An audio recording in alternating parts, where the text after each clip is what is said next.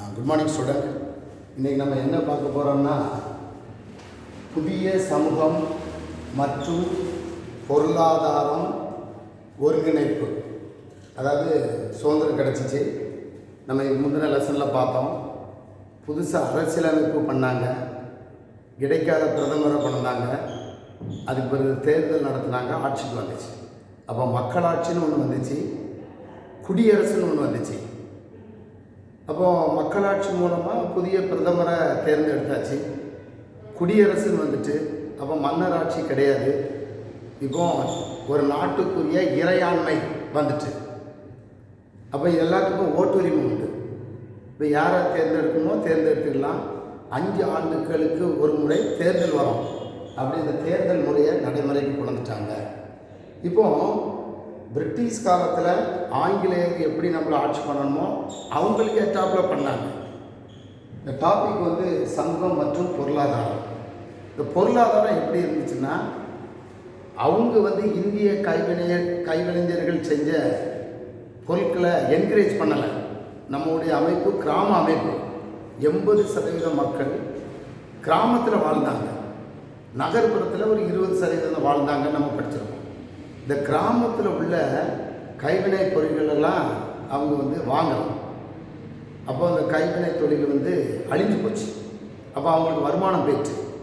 அப்போ வறுமை கோட்டுக்கு கீழே மக்கள் நிறையா வந்துட்டாங்க.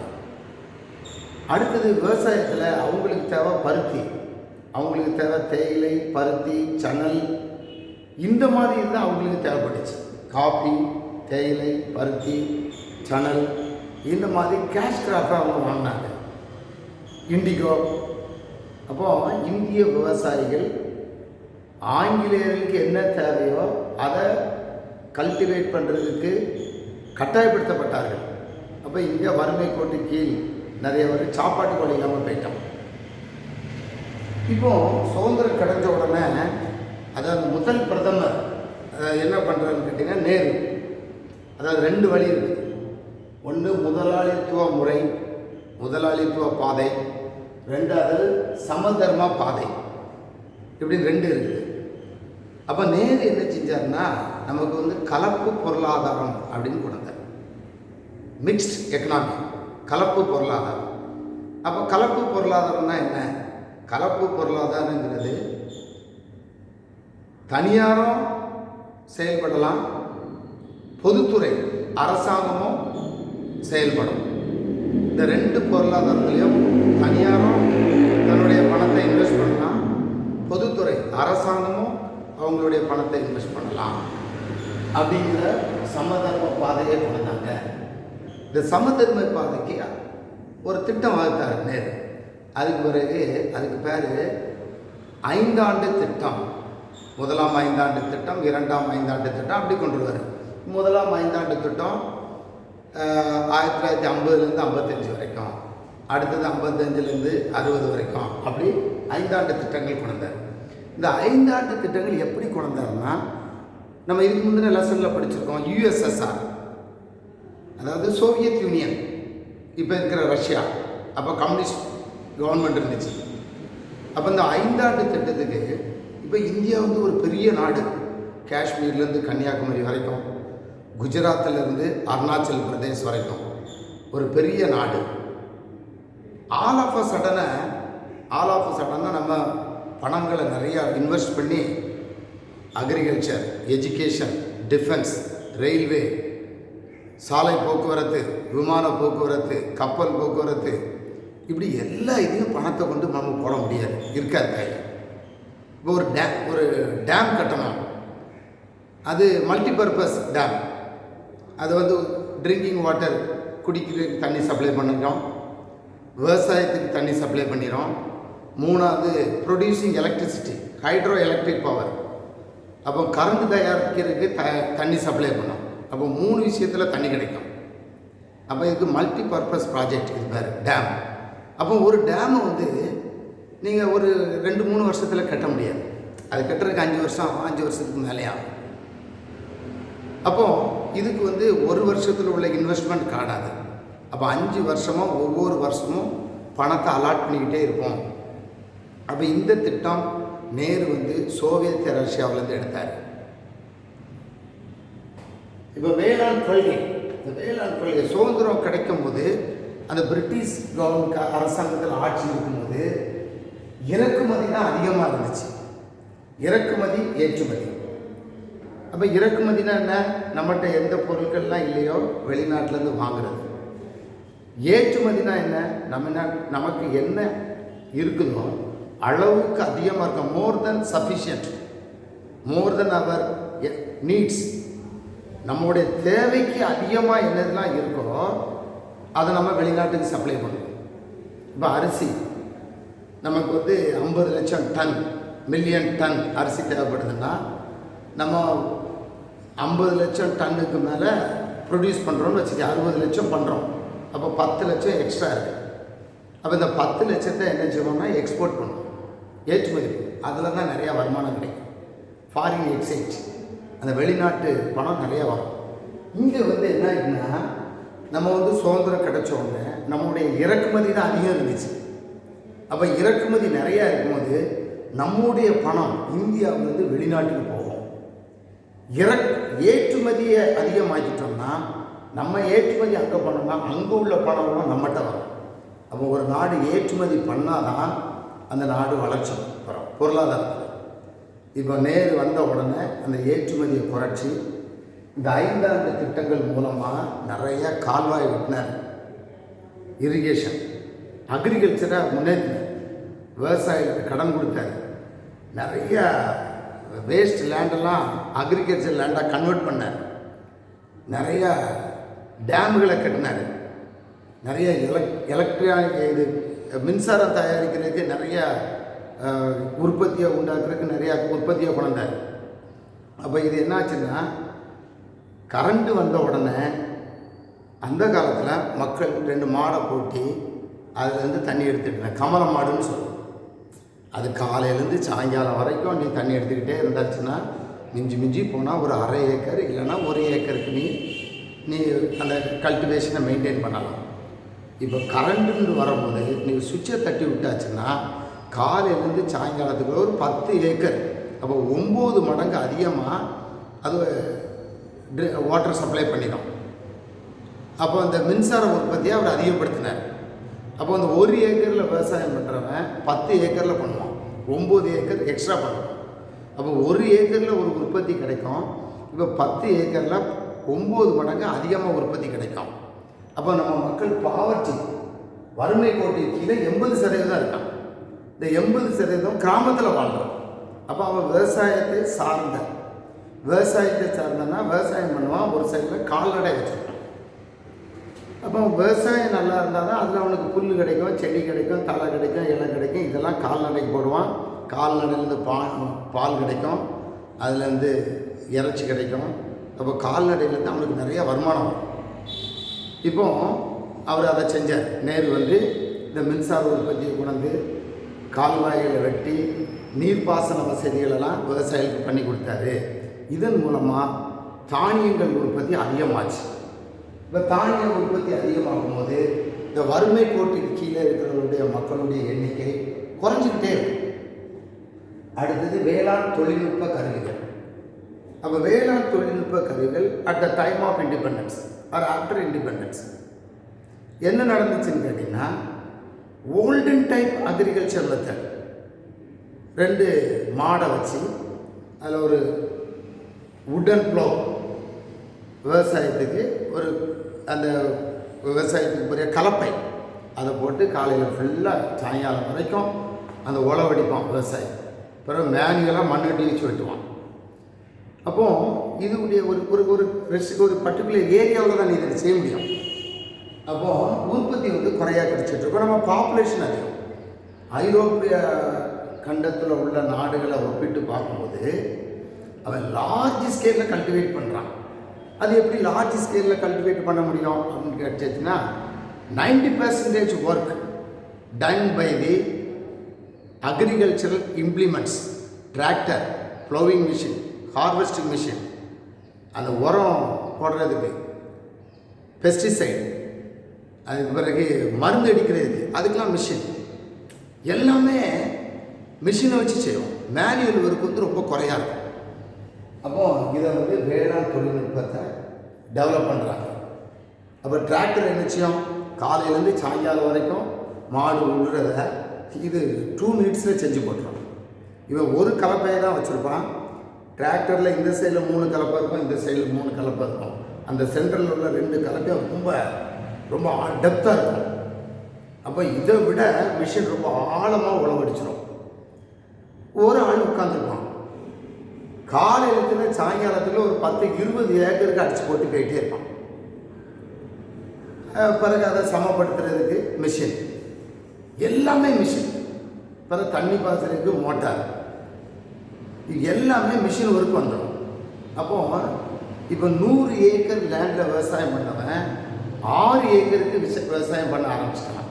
எப்படின்னு கேட்டிங்கன்னா, விவசாய கருவிகள் காரணம், தொழில்நுட்ப காரணிகள். அப்போ அந்த மிஷினை வச்சு அவன் நிறைய ஒர்க்கை செய்ய முடிஞ்சிச்சு.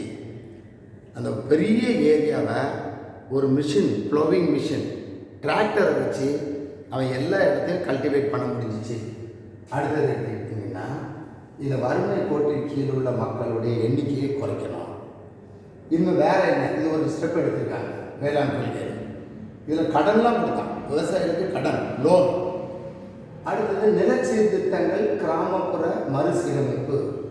இந்த நில சீர்திருத்தங்கள் என்னென்னு கேட்டிங்கன்னா, கிராமங்களில் எப்பவுமே கல்யாண கார்டு அடித்தா நீங்கள் பார்ப்பீங்க. அந்த கல்யாண கார்டில் என்ன போட்டிருப்பாங்கன்னா, லேண்ட்லார்ட்ஸ் அப்படின்னு ஒரு வார்த்தை எழுதியிருப்பாங்க. இது பெரிய பணக்காரங்க காட்டுறதுக்கு லேண்ட்லார்ட்ஸ். இப்போ நிறைய லேண்டு வச்சுருந்தா அவன் லேண்ட்லார்ட்ஸ். நிலக்கிழார், தமிழில் நிலக்கிழார்னு போட்டிருப்பான். அப்போது இது என்ன கொண்டு வந்தாங்கன்னா, இந்த விவசாயத்துறையை சென்ட்ரல் கவர்மெண்ட் என்னன்னா மாநில பட்டியல்களை கொண்டாடும். அதாவது யூனியன் லிஸ்ட், யூனியன்னா மத்திய அரசுக்கு சில துறை இருக்கும். இப்போ ரயில்வே எடுத்துக்க, அது சென்ட்ரல் கவர்மெண்ட். ஏன் ரயில்வே ரயில்வே துறை சென்ட்ரல் கவர்மெண்ட்டுன்னா, அது ஒரு ட்ரெயின் காஷ்மீரில் கிளம்பிட்டுனா கன்னியாகுமரியில் நிற்கும். அப்போ இடையில ஒரு 10 மாநிலத்தை கிராஸ் பண்ணி வருது, அதை ஒரு மாநில பட்டியலில் சேர்க்க முடியாது. இப்போ இந்த விவசாயத்தை மாநில பட்டியலில் சேர்த்தாங்க. விவசாயத்தை மாநில பட்டியலில் சேர்ந்து விவசாயத்துறை அமைச்சர் அப்படின்னு ஒரு ஆளை போடுவாங்க. அந்த விவசாயத்துறை அமைச்சர் அதை மெயின்டைன் பண்ணுவார், அதை அந்த லாக்காவை கவனிச்சுடுவார். இப்போ இந்த விவசாயத்துறை மூலமாக ஜமீன்தாரி முறை ஒழிப்பு. ஒவ்வொரு கிராமத்துலேயும் வெள்ளக்கார ஆங்கிலேயர் பீரியடில் அவனுக்கு தேவை வரி.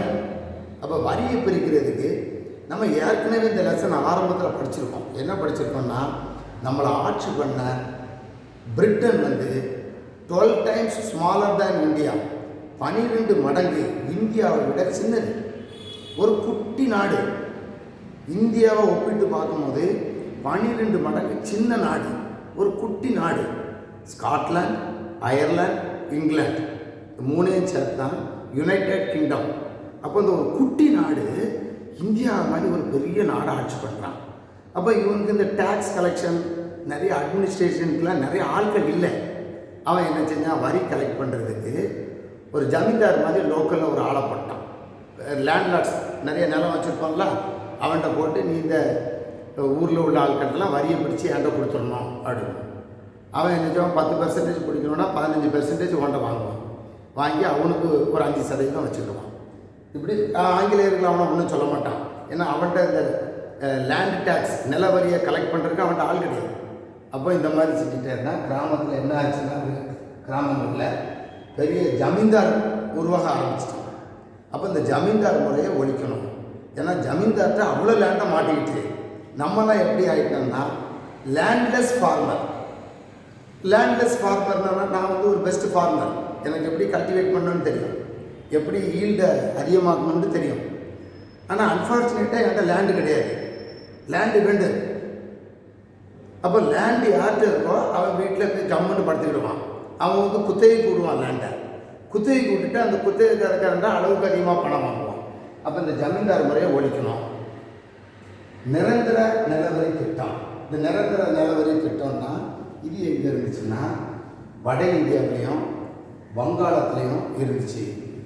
இந்த ஜமீன்தார்கள் மூலமாக இந்த டேக்ஸை வாங்கி, மழை இருந்துச்சோ, வெள்ளம் வந்தாலும் சரி, வறட்சி வந்தாலும் சரி, விவசாயம் எல்லாம் பூச்சி அரிச்சு விவசாயம்லாம் பாதிக்கப்பட்டாலும் சரி, வருஷம் வருஷம் உள்ள லேண்ட் டேக்ஸை கட்டிடணும், லேண்ட் டேக்ஸை ஃபிக்ஸ் பண்ணிடுவாங்க. இப்போ நம்ம டெமோக்ரஸி, மக்களாட்சி, பெரிய புயல் வந்துச்சுன்னா கவர்மெண்ட் அனௌன்ஸ் பண்ணிடுவான், இதெல்லாம் சைக்ளோன் அஃபெக்டட் ஏரியா, இந்த ஏரியாவுக்குள்ள உள்ள மக்கள் வந்து லேண்ட் டேக்ஸ் கட்ட வேண்டாம் அப்படின்னு நம்மளை ரிலீவ் பண்ணுவோம் அதில். அப்போது இந்த நிலையான நிரந்தர நிலவரி திட்டத்தில் அது கிடையாது. இது வட இந்தியாவில் வங்காளத்தில் இருந்துச்சு. அடுத்தது ரயத் வாரி திட்டம். ரயத்னா விவசாயம். அப்போ இந்த விவசாயிகள்லாம் சேர்ந்து லேண்டை கலெக்ட் பண்ணி என்ன இது மெஷர் எடுத்து அரசாங்கத்துக்கு கட்டணும். அடுத்தது மகள்வாரி. மகள்வாரின்னா கிராமம், கிராமத்தில் உள்ளவங்க ஒட்டுமொத்தமாக சேர்ந்து என்ன இது இருக்கோ அதை கலெக்ட் பண்ணி அவங்களுக்கு கொடுக்கணும். இப்படி 3 திட்டங்கள் மூலமாக அவன் நம்மகிட்ட வாங்கிட்டே இருந்தான். 3 திட்டத்துலையும் எதுவுமே நமக்கு பிரயோஜனம் இல்லாதது. அடுத்தது குத்தகை சீர்திருத்தம். குத்தகை வந்து ஒரு குறுகிய காலத்துக்கு தான் இருக்கணும். இவன் இருந்துச்சுன்னா லாங் ஸ்டாண்டிங் போடுவான். லேண்ட்லார்ட்ஸ் வந்து லாங் ஸ்டாண்டிங் போடுவான். நீண்ட நாளைக்கு இந்த குத்தகை முறையை அனுமதிப்பான். அனுமதிச்சுட்டு அவன்கிட்ட இருந்து 50% கீழே தான் ஒரு ஓனர் வாங்கணும். ஏன்னா 5 ஏக்கர் லேண்ட் இருக்குன்னா ஒருத்தர் குத்தகை கொடுத்துருக்கேன்னா 50% கீழே தான் நான் உன்ட்ட 40% வருமானத்தை தான் வாங்கணும். 60% உனக்கு தந்துடணும். ஏன்னா ஃபுல்லாக லேண்டு மட்டும்தான் எனக்கு, உன்னுடைய உழைப்பு அதில் இருக்குது. நீ கல்டிவேட் பண்ணுற, நீ எல்லாம் செய்கிறா, தண்ணி ஊற்றுறா, நீ உரம் போடுறா, நீ காவல் காக்கா, நீ களை எடுக்கா, எல்லா வேலையும் நீ செய்கிற. அப்போ இப்போ என்ன செஞ்சாங்கன்னா 50% மேலே இந்த நிலக்கலரை அவன்கிட்ட வாங்கிட்டு இருக்கான். அப்போ நிலங்களை பறிமுதல் செய்து இந்த குத்தகை சீர்திருத்த முறையை சுதந்திரத்துக்கு பிறகு நம்ம கொண்டாடுறோம். சுதந்திரத்துக்கு பிறகு இந்த கொண்டு வரும்போது எனக்கு இந்த 50 விழுக்காட்டுக்கு குறையா நம்ம இதை ஃபிக்ஸ் பண்ணுறோம். நிலங்களை பறிமுதல் செய்து யாரெல்லாம் 50% மேலே வாங்குறானோ, யாரெல்லாம் 50% மேலே வாங்கி நீண்ட கால குத்தகை முறை கொடுக்கானோ, ஒரு வழக்கிட்டு நீதிமன்றத்துக்கு போயாச்சுன்னா அந்த நிலத்தை வந்து பறிமுதல் செய்கிறதுக்கு நீதிமன்றத்துக்கு உரிமை. அடுத்தது நில உச்சவரம்பு. நில உச்சவரம்பில் இந்த சட்டங்கள் வந்து 1950க்கு மேலே இந்த சட்டங்கள் வருது. அதாவது 47 சுதந்திரம் கிடச்சிட்டு அதுக்கு பிறகு அரசியலமைப்பு சட்டங்களை கொண்டு வர்றதுக்கு அரசியலமைப்பு எழுதுகிறாங்க, சட்டங்கள் எழுதுகிறாங்க. 50ல் அதை நம்ம அமுல்படுத்தணும். ஜனவரி மாதம் 26ஆம் தேதி, அதான் ரிப்பப்ளிக் டே, குடியரசு தினம். அப்போ தமிழ்நாடு கவர்மெண்ட்டு அதை 1961 கொண்டாடுறாங்க. இப்படி 61 பிறகு 72 ஒரு சட்டம் வருது, நில உச்சவரம்பு சட்டம். அதனால் ஒரு நபர் 60 ஏக்கர் லேண்டுக்கு மேலே வைக்கக்கூடாது. பிறகு அதை என்ன செய்யாங்கன்னா, குடும்பத்தில் 5 பேர் இருந்தாங்கன்னா எனக்கு என் 60 ஏக்கர், என் ஒய்ஃப் பேரில் 60 ஏக்கர், பிள்ளைகள் பேரில் இண்டிபெண்ட்டாக 60-70 ஏக்கர்னு டிஸ்ட்ரிபியூட் பண்ணி வச்சுக்கிடுவோம். என் பேர்லேயே மட்டும் 60 ஏக்கர் இருக்க முடியாது. அப்போ நில உச்சவரம்பு சட்டம் கொண்டாந்தாங்க. இந்த நில உச்சவரம்பு சட்டம் மூலமாக கொண்டு வரும்போது முதல்ல அவங்ககிட்ட அந்த ப்ரைவேட் ஓனர்ஸ்ட்டு நம்ம கையகப்படுத்தின லேண்டு வந்து தமிழ்நாட்டில் 60 லட்சம் ஹெக்டேர் நிலம் கையகப்படுத்தப்பட்டது. இதில் 55 லட்சம் ஹெக்டேர் லேண்டை டிஸ்ட்ரிபியூட் பண்ணோம். யாருக்கு கொடுத்தோம்? நான் யாருக்குமே சொன்னேன்னா லேண்ட்லெஸ் ஃபார்மர்ந்து, நிலமற்ற விவசாயி, எனக்கு நிலம் கிடையாது. அப்போது நான் என்னை கவர்மெண்ட்டுக்கு அப்ளை பண்ணுவேன், எனக்கு லேண்டு கிடையாது. அவங்க 1 ஹெக்டேருக்கு மேலே எனக்கு லேண்டு அலாட் பண்ணுவாங்க. அப்படி 55 லட்சம் ஹெக்டேர் நிலம் விநியோகம் செய்யப்பட்டது. இப்போ வட இந்தியாவில் வினோபாவே அப்படின்னு ஒருத்தர் வரார். இந்த வினோபாவே ஒரு பெரிய கோடீஸ்வரன். அவர்கிட்ட 1 லட்சம் ஏக்கருக்கு மேலே இருக்குது. அப்போ இந்த சிஸ்டத்தில் அவர் என்ன செய்கிறாரு, நம்ம இந்தியா ஒரு விவசாய நாடு, அப்போ எல்லா விவசாயிகிட்டையும் லேண்ட் இருக்கணும் அப்படின்ட்டு அவர் லேண்டே கவர்மெண்ட்டுக்கு கொடுத்தாரு. கவர்மெண்ட்டுக்கு கொடுத்துட்டு பூமி தான இயக்கம்னு ஒன்று ஆரம்பித்தார். பூமி தான இயக்கம். பூமின்னா லேண்ட், ஹிந்தி வேர்டு, தானம் பண்ணுறது. அப்போ நிலமற்ற விவசாயிக்கு லேண்டை கொடுக்கணும் அப்படின்னு தானே முன்னுக்கு வந்து அந்த இயக்கத்தை அவர் கொண்டாடுறாரு. அவர் மக்களுக்கு ஒரு ரோல் மாடலாக இருக்கணும்ன்ட்டு அந்த 1 லட்சம் ஏக்கர் லேண்டை எழுதி வைக்காரு. அப்போ இதே மாதிரி பணக்காரங்கிட்டலாம் லேண்டை வாங்குறாங்க. அவர் இந்தியா ஃபுல்லாக விசிட் பண்ணுறாரு. இந்த பூமி தான இயக்கத்தை பாப்புலரைஸ் பண்ணுறாரு. இவரே மாதிரி நிறைய ஒரு லேண்டை கொடுத்தாங்க. அந்த லேண்டை வச்சு என்ன செஞ்சாங்க, நிலமற்ற விவசாயிகளுக்கு நிலங்களை கொடுத்தாங்க. சரி, இப்போ நம்ம ஏற்கனவே பார்த்தோம்ல 80% மேல் மக்கள் வறுமை கோட்டுக்கு கீழே இருந்தாங்கன்ட்டு இங்கே பசுமை புரட்சின்னு ஒன்று வருது. இது வரைக்கும் சாப்பாட்டு வழி இல்லாமல் இருக்கும், கஷ்டப்படுறோம், எல்லாம் செஞ்சிட்ருக்கோம். அப்போ அரசாங்கம் ஒவ்வொரு சிஸ்டமாக மாற்றலாம். ஜமீன்தார் முறையை ஒழிக்கும், நில சீர்திருத்தம் கொண்டாடுறாங்க, வேளாண்மை தொழில்நுட்பத்தை கொண்டு வந்து டிராக்டர், ப்ளோவிங் மிஷின், இதெல்லாம் பெஸ்டிசைட், ஃபெர்டிலைசர் இதெல்லாம் இன்ட்ரடியூஸ் பண்ணுறாங்க. பண்ணி விவசாயிகளுக்கு கடன் கொடுத்து எல்லாம் கொண்டாடுறாங்க. 1965 பசுமை புரட்சி ஏற்பட்டது. அப்போ வெண்மை புரட்சினா பால் உற்பத்தி அதிகமாக இருக்குது. நீல புரட்சி அப்படின்னாச்சுன்னா கடலில் கிடக்கிற மீன், சிப்பி, சோவி கடலில் உள்ளதெல்லாம் எக்ஸ்போர்ட் பண்ணுறது, அது அளவுக்கு மதியம் வந்துச்சுன்னா அதுக்கு பிறகு நீல புரட்சி. வெண்மை புரட்சினா பால் உற்பத்தி அதுக்கு சம்மந்தப்பட்டது, நெய், பால், வெண்ணெய் இதெல்லாம் வந்து அதிகமாகிட்டுனா வெண்மை புரட்சி. மஞ்சள் புரட்சி, மஞ்சள் புரட்சினா எண்ணெய் வித்துக்கள், நிறைய ஆயில் தயாரிக்கிறது, அது மஞ்சள் புரட்சி. இப்படி எல்லா புரட்சியும் இந்தியாவில் நடந்துட்டு இருப்போம். முதல் புரட்சி பசுமை புரட்சி 1965 நடக்குது. அப்போ பசுமை புரட்சினா என்னன்னு கேட்டிங்கன்னா, தானிய உற்பத்தியில் செல்ஃப் சஃபிஷியன்ட், தானிய உற்பத்தியில் செல்ஃப் சஃபிஷியன்ட், அதாவது தன்னிறைவு பெற்றது. இந்தியா தன்னிறைவு பெற்றது. இப்போ நம்முடைய பாப்புலேஷன் வந்து 130 கோடி. 130 கோடிக்கு வந்து 1.5 லட்சம் மில்லியன் டன் அரிசி தேவை, கோதுமை தேவை, பருப்பு தேவை, உளுந்து தேவை. அப்போ ப்ரொடியூஸ் பண்ணுறது 2 லட்சம் மில்லியன் டன்ஸ் வந்து உற்பத்தி பண்ணுறோம். அப்போ அளவு எவ்வளோ நமக்கு தேவை, 1.5 தான் தேவை. ஆனால் நம்ம 2 லட்சம் உற்பத்தி பண்ணுறோம்.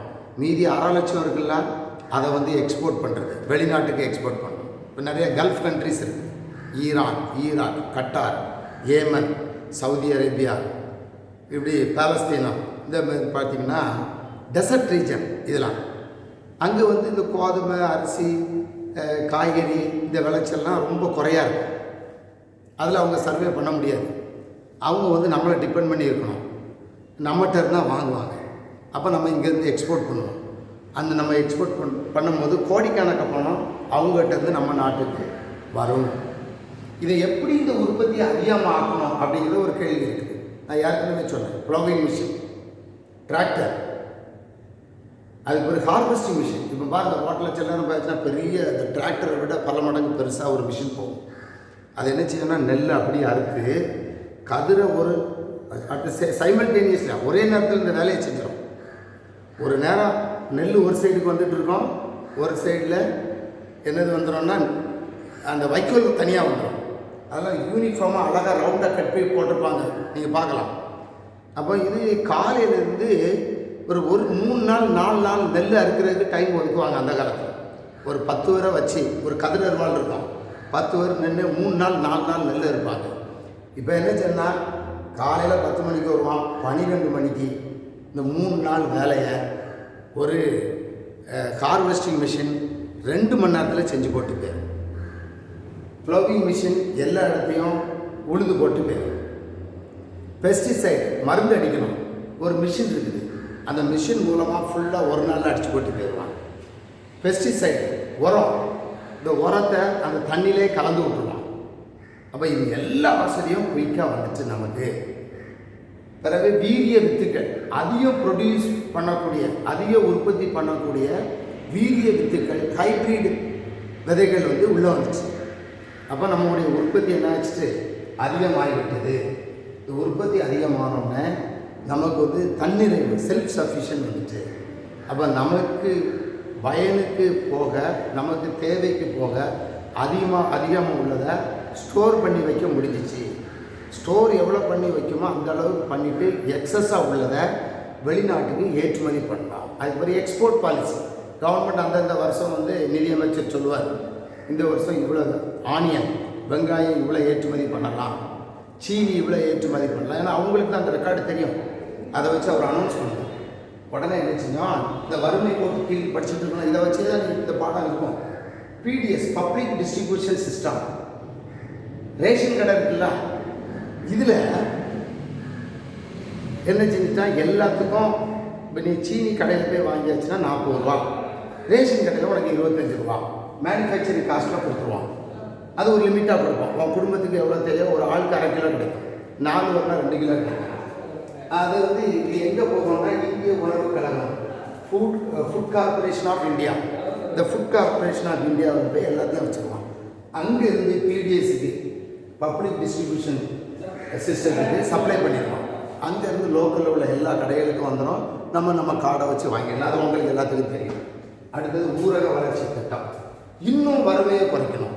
வறுமையை குறைக்க 1970 வறுமையை குறைக்க என்ன பண்ணாங்கன்னு கேட்டிங்கன்னா, விவசாயிகளுக்கு கடன், எவ்வளோ ஏக்கர் லேண்ட் வச்சுருக்காங்க அவன் கெப்பாசிட்டிக்கு ஏற்றாப்புல கடன், அந்த கடனை கொடுத்துட்டு பிறகு நிறைய மானியமாக கொடுப்பான். உரம், இந்த மானியம்னா என்ன, ஒரு மூடை யூரியா வந்து 5000 அப்படின்னு வச்சுக்கிட்டீங்கன்னா, இப்போ நான் போய் வாங்க போகிறேன்னா எனக்கு 5000க்கு தருவான். நீ விவசாயிக்கு ஒரு கார்டு இருக்கும், ஐடி கார்டு, அந்த கார்டை காட்டியாச்சுன்னா உனக்கு என்ன செய்வான்னா 3000க்கு தருவான். எனக்கு 5000க்கு தருவான், உனக்கு 3000க்கு தருவான். உனக்கு எவ்வளோ குறைச்சி தரான்? 2000 வந்து மானியம். பிகாஸ் நீ வந்து விவசாயி. அப்போ நீ விவசாயம் பண்ணால் தான் நாங்கள்லாம் சாட முடியும். அப்போ ஒன்றையை என்கரேஜ் பண்ணணும். ஒன்றையை என்கரேஜ் பண்ணிட்டு லேட்டாக குறைக்கிற நீ வந்து பெரிய விவசாயி கிடையாது, ஸ்மால் விவசாயி. அப்போ உனக்கு வந்து இந்த மானியம் கொடுக்கப்படும். மூப்பனார் மாதிரி பெரிய விவசாயிக்கு அது கிடைக்காது. அப்போ அந்த வறுமை கோட்டை குறைக்க விவசாயிகளுக்கு கடனும் மானியமும் வழங்கப்பட்டது. பிறகு ஒருங்கிணைந்த ஊரக வளர்ச்சி திட்டம். இப்போ இந்தியா கிராமத்தை பேஸ் பண்ணி இருந்ததுனால ஒரு ஒருங்கிணைந்த திட்டம் ஒன்று கொண்டாடுறாங்க. இந்தியா ஃபுல்லாக எத்தனை மாநிலங்கள் இருக்கோ அந்த ஒன்றியங்களாக பிரிப்பான். ராதாபுரம் ஒன்றியம், நாங்குநேரி ஒன்றியம் இப்படின்னு பிரிப்பாங்க.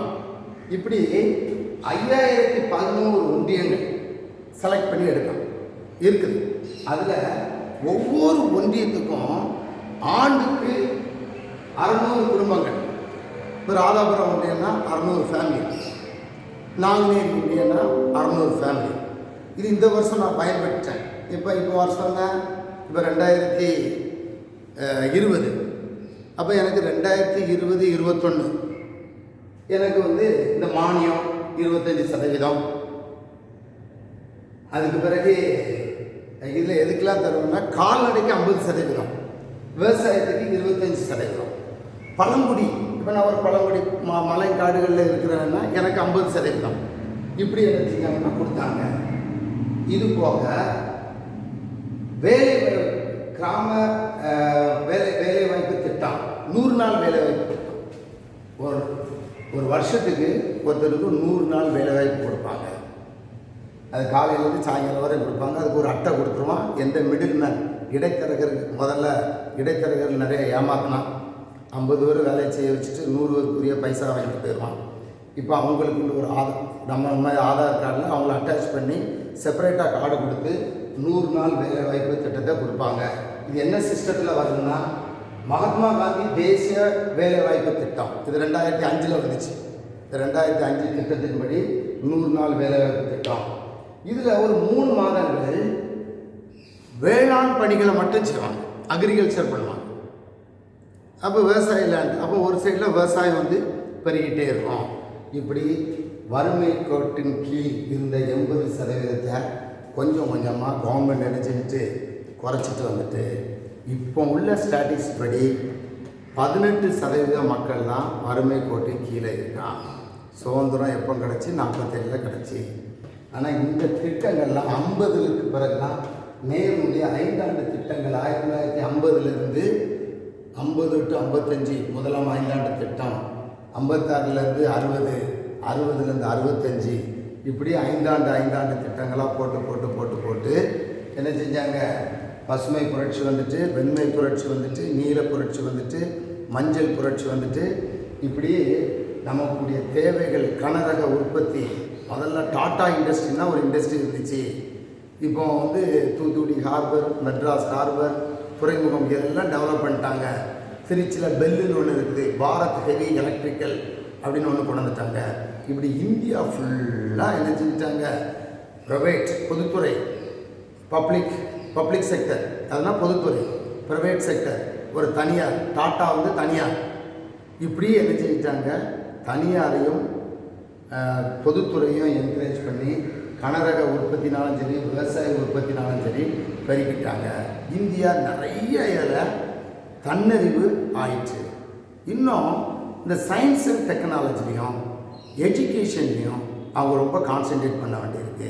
இன்னும் 18% மக்கள் வறுமை கோட்டுக்கு கீழே இருக்கான். இந்த வறுமை கோட்டுக்கு கீழேன்னா என்ன, ஒரு நாளைக்கு 3 நேரம் சாப்பிடணும். அந்த 3 நேரத்தில் 2 நேரம் கிடைக்கும் சிலவனுக்கு 1 நேரம் சாப்பாடு கிடைக்கும், 2 நேரம் சாப்பிட மாட்டான், சாப்பாடு இருக்காது. அடுத்தது ட்ரெஸ், உடுக்க உடை, உண்ண உணவு, தங்க வீடு, இந்த 3 தான். இந்த 3 ஒருத்தனுக்கு இல்லைன்னா அவன் வறுமை கோட்டு கீழேன்னு அர்த்தம். ஒன்று ரோட்டில் படுத்து கிடப்பான், இல்லைன்னா ஒரு வாடகை வீட்டில் இருப்பான், சொந்த வீடுன்னு ஒன்று இருக்காது. அடுத்தது அவனுக்கு ட்ரெஸ் போட்டிருப்பான், நிறையா ட்ரெஸ் வச்சுருக்க மாட்டான். அடுத்தது சாப்பிடணும்னா செத்து போயிடுவான், ஆனால் 1 நேரம் சாப்பிடுவான். சிலவன் 2 நேரம் சாப்பிடுவான், சிலவன் 3 நேரம் சாப்பிடுவான், ஆனால் பேலன்ஸ் டயட் சாப்பிட முடியாது, அவன்கிட்ட இருக்காது. பால் குடிக்கணும் இருக்காது, முட்டை சாப்பிடணும், பர்ச்சேசிங் கெப்பாசிட்டி அவன்கிட்ட இருக்காது. அப்போ இதெல்லாம் இல்லைன்னா அவன் வறுமை கோட்டுக்கு கீழே இருக்கான்னு அர்த்தம். அடுத்த இந்த பகுதியில் கனரக தொழிற்சாலையை பற்றியும் அந்த போக்குவரத்தை பற்றியும் நம்ம டீட்டெயிலாக இருக்கக்கூடிய பின்பகுதியில் படிப்போம். தேங்க்யூ.